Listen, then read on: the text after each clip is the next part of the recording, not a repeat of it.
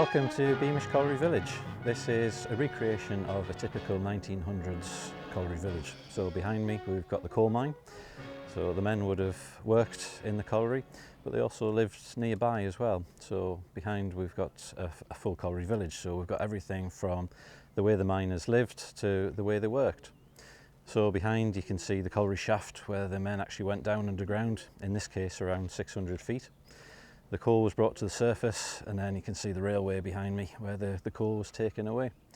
Behind me now it's quite a serene scene really. It's quiet.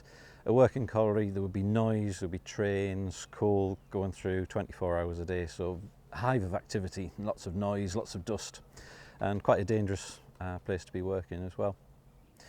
So as well as showing how the men worked, as we go around the corner, we've got how the men lived as well.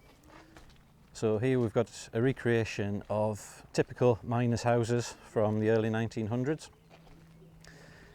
Everything at Beamish has been dismantled, brought here and put back together.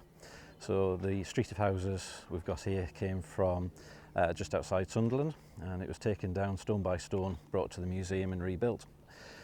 Mining communities were very close-knit. They had to be. The men relied on each other when they were working underground. It was a very dangerous environment. In 1913, which was one of the most dangerous years to be a coal miner, a miner was killed or injured every 5 minutes underground during that year.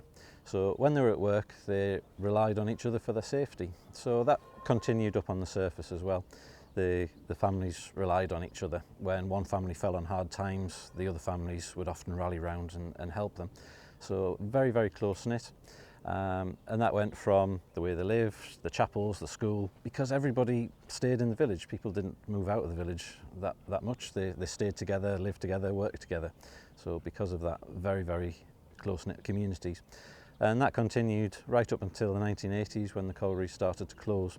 And as soon as the collieries started to close, those communities started to fragment, and then it was never really the same after that. This is Mahogany Drift Mine. This is one of the few original things on the museum site. So this mine was opened in 1855 and it worked right through until 1958. So we'll go down and take a look underground.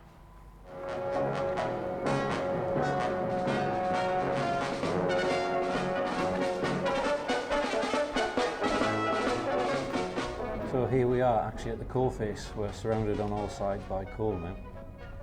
So here it's cold, it's wet on the floor, and it's pretty cramped. And although the seam we're in here is 4'6" high, this will be classed as quite a high seam, and the miners would quite like working in this. Some seams in County Durham went right down to 18 inches. So if you imagine working in that, you're working on the floor in all the muck and water, and you're lying in that for about 8 hours a day, so not very good conditions at all. But it was just the look of the draw that decided where you were going to work. Every 3 months, the miners' numbers went into almost like a bingo draw, and when their number came out, that was their lot for the next 3 months. And you could be lucky, you might spend the year in a nice high seam like this. The coal is relatively easy to get out. You might be unlucky, you might spend the year in an 18-inch seam where the coal is very much harder to mine. And the miners worked on piecework, so they only got paid for the coal that they dug out. So a miner in 1913 working in a nice high seam like this could expect to extract about 12 tubs of coal a day, which a tub holds about half a tonne of coal. And he got paid 6pence for each one of those tubs that he filled, but the more tubs he filled, the more money he got. So a miner actually in 1913 could be relatively well paid, and the miners were often some of the most highly paid manual workers in the country at the time. A very, very dangerous job. You never knew when an accident was going to happen. You get roof falls where the rock falls out the roof, the coal might unexpectedly fall.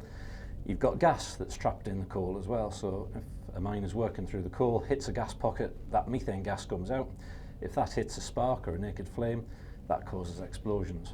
So all in all, probably one of the most dangerous jobs you could expect to find.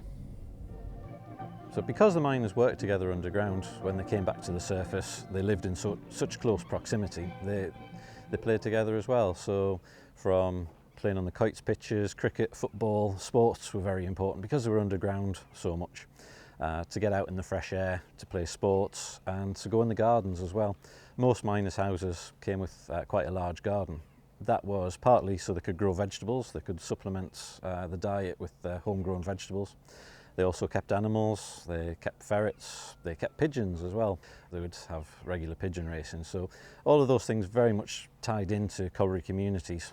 The wives, naturally very busy, they had to prepare the bath and the meal for the men coming home. And they might have different members of the family on all of those 3 shifts. So even to be a miner's wife, it was a 24-hour job, because you might have the father coming in at one point, then you've got the sons coming in from other shifts. So even in the housework was a 24-hour a day job as well.